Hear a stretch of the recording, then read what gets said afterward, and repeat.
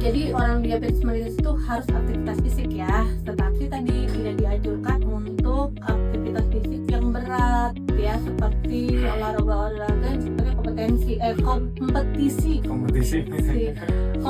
ya, itu yang kalau badminton misalnya, tenis ya, main bola itu tidak dianjurkan, tetapi olahraga yang ritmenya stabil ya, seperti jalan kaki, berenang ya, atau sepeda ya, itu dianjurkan.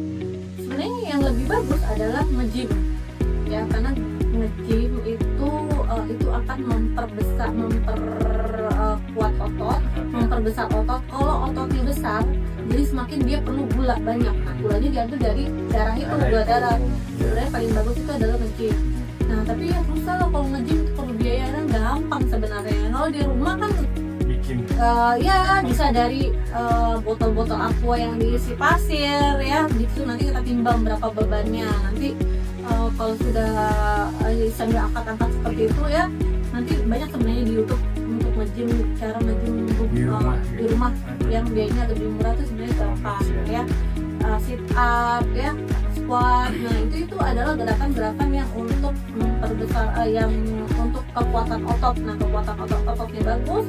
Nah, gula darah juga bisa akan teregulasi lebih bagus begitu. Nah, seperti itu tadi ya, jangan olahraga yang sifatnya kompetisi ya, lomba-lomba gitu jangan.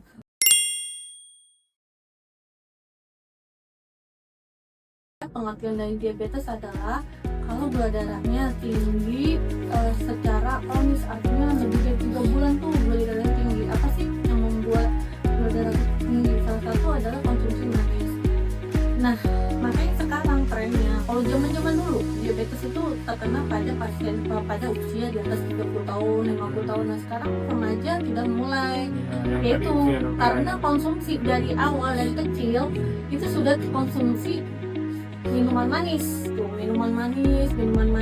terus ya, apa manis ya, donat cemilannya, terus nasinya banyak, ciki-cikian ya, minuman kaleng lah, minuman itu ya sebaiknya bukannya tidak boleh, tapi sangat dibatasi gitu ya. Terus susu kental manis, hati-hati sama susu kental manis ya. Susu kental manis itu bukan susu, tapi itu isinya gula semua. Nah, kebanyakan ibu-ibu ngasih anaknya itu susu kental manis, anak saya itu rajin minum susu, tapi dikasih susu kental manis. Bukan, karena kalau ibu lihat, ibu-ibu semua lihat di kandungan di kaleng susu kental manis itu, coba lihat kandungan gulanya tinggi. Nah, itulah dari kecil sudah dipupuk, dikonsumsi, dikasih yang manis terus, ya sudah, mungkin remajanya umur 15 tahun, 16 tahun itu bisa diabetes. Dan satu lagi nih ibu-ibu, kita jangan bangga, jangan senang kalau anak kita gemuk gitu. Gemuk ini lucu banget nih, emang lucu ya, gemoy gitu. Tetapi kalau kegemukannya lama, bertahun-tahun, ya resiko diabetes menanti ya.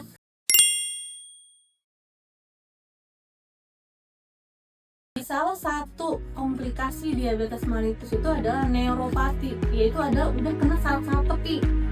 Nah, ibu Reni ini kenapa setiap makan pahit? Nah, itu sudah mulai kena gejala neuropati. Jadi saraf-saraf perasanya itu udah mulai kena. Jadi udah kadang sudah susah nih membedakan ini makanan asin atau tidak, manis atau tidak.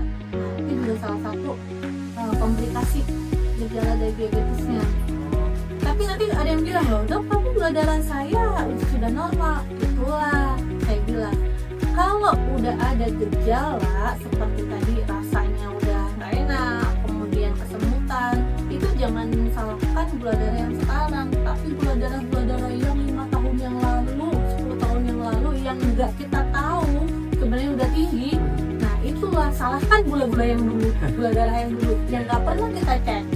Jadi kalau udah sekarang baru ngeluh mulutnya baal, terus baal gitu ya, kesemutan, itu adalah karena gula darah yang tidak terkontrol beberapa tahun yang lalu sebelum berobat. Nah, terus ada pasien-pasien bilang, kalau begitu buat apa saya berobat sekarang? Toh saya udah terjadi kesemutan.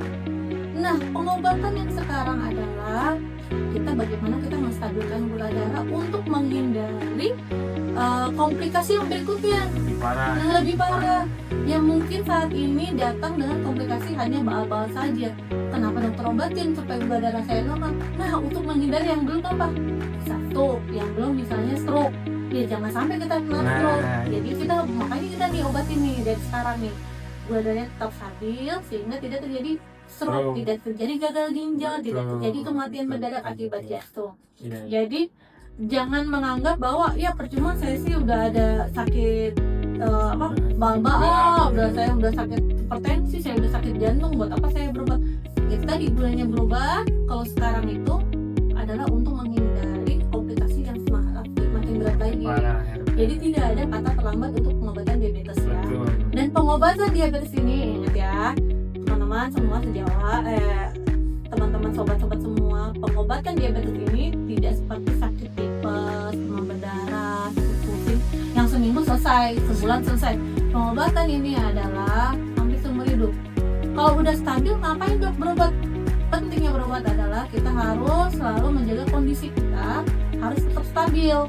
Siapa yang tahu stabil? Ya dokter, karena dokter tahu mana nih stabilnya seperti apa. Atau ada komplikasi yang tidak diketahui pasien tapi dokter tahu. Nah itulah gunanya.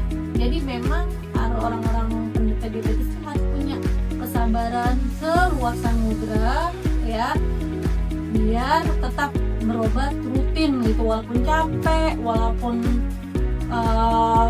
bosan ya, karena saya udah 3 tahun saya nggak enak sama dokternya ya, kenapa nggak enak gitu. Justru kami hadir tuh untuk masyarakat ya, supaya tetap stabil kesehatannya kayak gitu. Jadi jangan malas, jangan bosan untuk tetap kontrol.